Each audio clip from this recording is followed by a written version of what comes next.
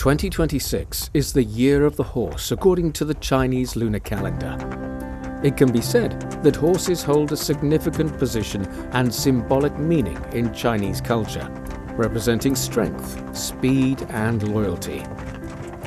So, how did horses first enter the lives of the Chinese people? And how did the culture surrounding horses develop? Let's follow zoo archaeologist Dong Ningning to explore these questions together. Animal bones in archaeology once received less scholarly attention compared to artifacts like pottery and bronze. But zoo archaeologist Dong Ningning has dedicated her career to unlocking the vital information they hold about ancient societies. In 2008, she enrolled at Nanjing University to study history, initially drawn to archaeology for its appeal of traveling to and exploring different places. During her master's and doctoral studies at the University of Cambridge in the UK, she delved deeply into scientific archaeological methods such as stable isotope analysis.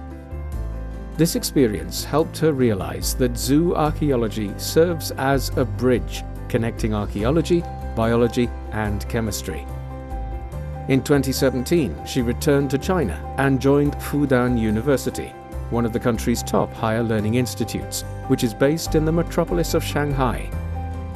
Under the age of 40, this young scholar has, since then, dedicated herself to teaching, excavation, and research in the field of zoo archaeology.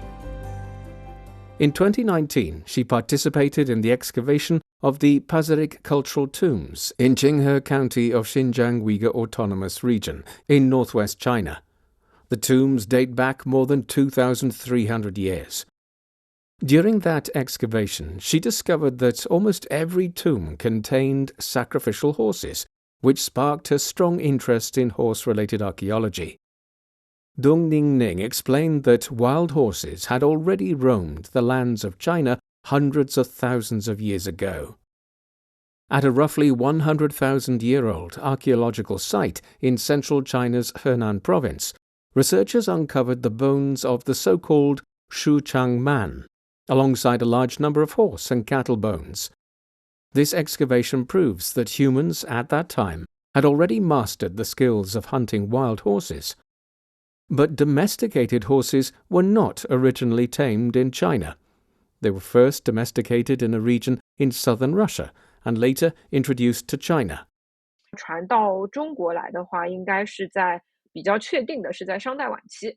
As for when they were introduced to China, it's relatively certain that it occurred in the late Shang dynasty, around 3,300 years ago. Archaeologists have discovered numerous sacrificial pits containing bones of horses at the Yinshu site in Henan province.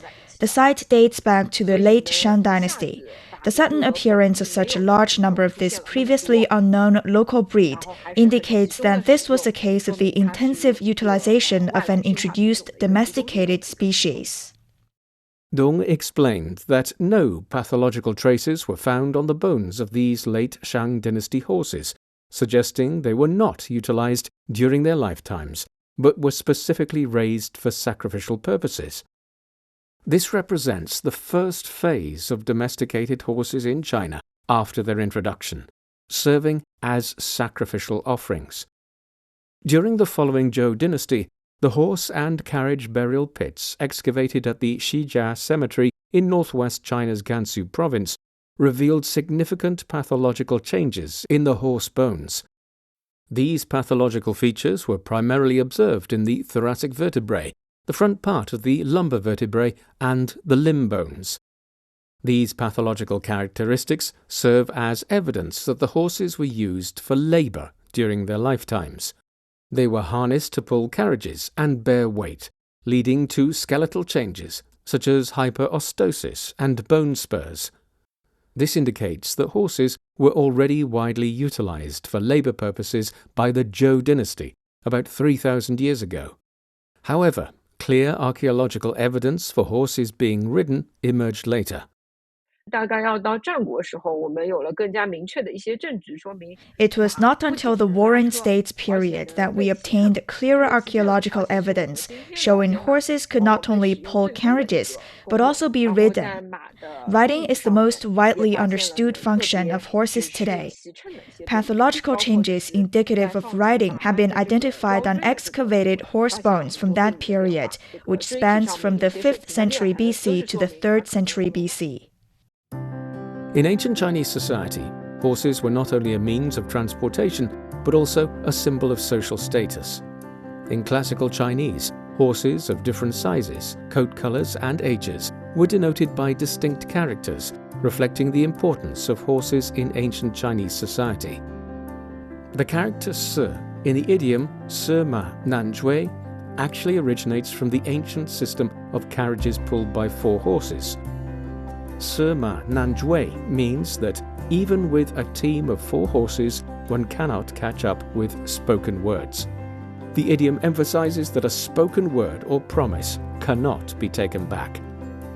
Starting from the early Zhou dynasty, carriages drawn by 4 horses became common, and strict regulations governed the number of horses used by individuals of different social ranks. The horse and carriage burial pits uncovered through archaeological excavations provide tangible evidence for the historical records that have been passed down, demonstrating how horses served as an external marker of social status. As we all know, there's a well-known idiom called 驷马难追. The Chinese character 四 consists of the horse radical combined with the number 4. In ancient times, carriages were generally pulled by 4 horses, hence the character 四 for a team of 4 horses. After the early Zhou dynasty, carriages drawn by 4 horses became a common type of vehicle. There were strict regulations regarding who rode in which type of carriage and how many horses pulled it. According to the Book of Rites, the emperor drives 6 horses, meaning the emperor rode in a carriage pulled by a team of 6. The term 驷马 typically refers to the 4-horse carriages used by feudal lords, while lower-ranking officials such as ministers and nobles used fewer horses to pull their carriages. Therefore, it can be said that 驷马 was a common form of carriage in ancient times, which also symbolized a certain social hierarchy. This phenomenon was passed down through generations and gradually evolved into a fixed expression. During excavations of the Pazyryk culture tombs in Xinjiang in northwest China, Dong Ningning discovered that the number of sacrificial horses buried varied from 1 to more than 10, all of which were mature male horses aged between 10 and 14 years old. By examining the bite wear marks on the horses' teeth and pathological changes in their bones, she and other researchers concluded that these horses were ridden by their owners during their lifetimes and had galloped across the grasslands together. Dong Ningning's research methods reflect the interdisciplinary nature of modern archaeology. In addition to traditional skeletal morphology observations, she also applies modern scientific techniques such as stable isotope analysis. Research on the horse bones unearthed from the Pazyryk culture sites in Xinjiang is still going on. Together with other zoo archaeologists, Dong Ningning is conducting sequential stable isotope studies on the teeth of the sacrificial horses. By analyzing dietary changes during different growth stages of the horses, they aim to uncover the migration routes of nomadic peoples and their exchanges and cultural interactions with inland China. She noted that these studies focus not only on the horses themselves, but also on understanding human activities through the lens of horses.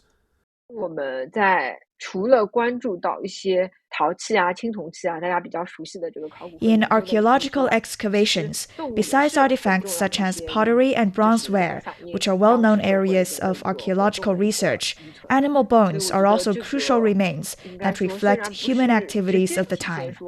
Although they may not directly reveal what people were doing back then, zoo archaeology acts like a prism, refracting the developmental conditions of ancient societies. The cultural significance of horses in Chinese culture is rich and profound. One of the markers of the horse's importance in Chinese culture is its inclusion in the Chinese zodiac. Historians and folklorists generally agree that the complete zodiac system, including the horse, was fully established and documented no later than the early Eastern Han dynasty, which dates back to the 1st century AD. The selection of the horse as a zodiac sign is a cultural reflection of the pivotal role it has played in the Chinese civilization since the Shang and Zhou dynasties. However, in modern urban life, opportunities for direct interaction between people and horses are becoming increasingly rare. Dong Ningning recalled being asked during her studies at the University of Cambridge how close she had ever been to a living horse. I remember very clearly when I was pursuing my PhD at the University of Cambridge, a renowned British archaeologist named Jessica Rawson asked me, "As a zoo archaeologist, have you ever owned or ridden a horse?" I replied, "I grew up in a city, and at the time I truly hadn't ridden a horse." So for those of us living in cities today, opportunities to interact with animals, including horses, are becoming increasingly scarce, making it difficult to experience the kind of close connection ancient people had with the animals.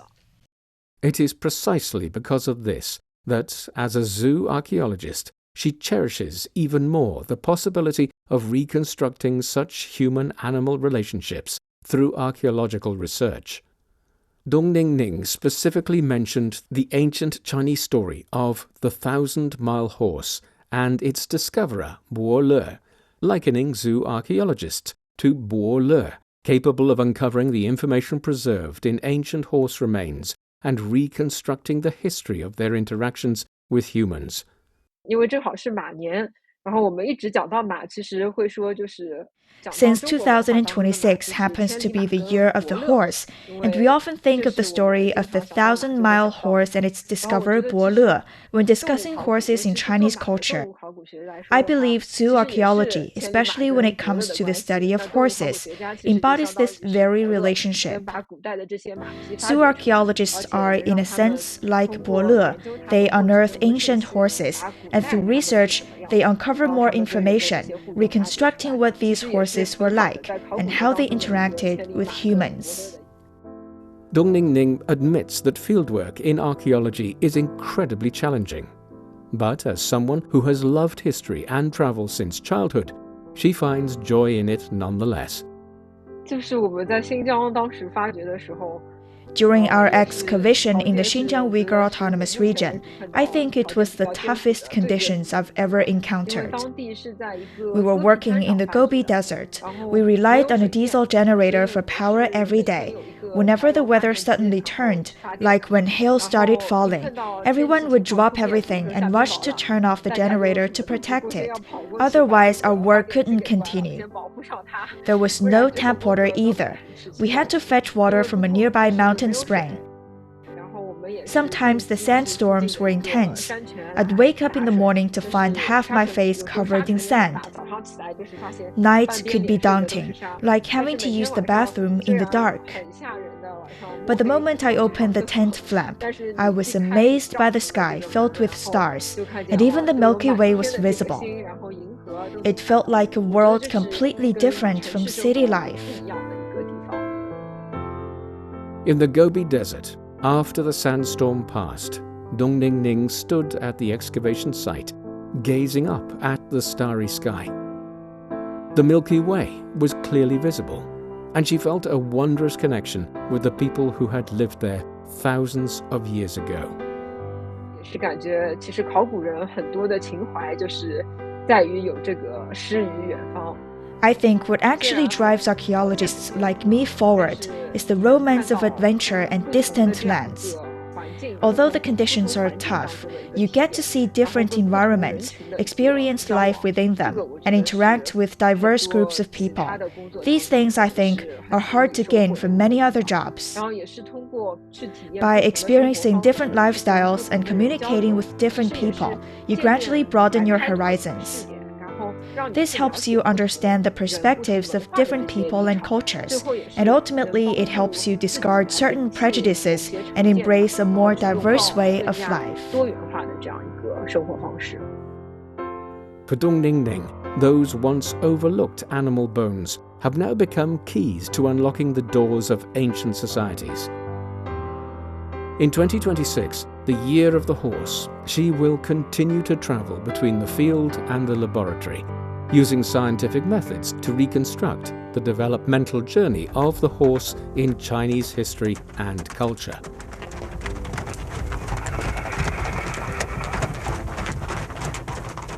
With that, we conclude this edition of Footprints. Thanks for listening. I'm Bob Jones. If you're interested in hearing more about the lives of ordinary but incredible people in China, follow us on your favorite podcast platforms. Just key in Footprints and you can find more stories anytime, anywhere. We'll see you next time. Bye for now.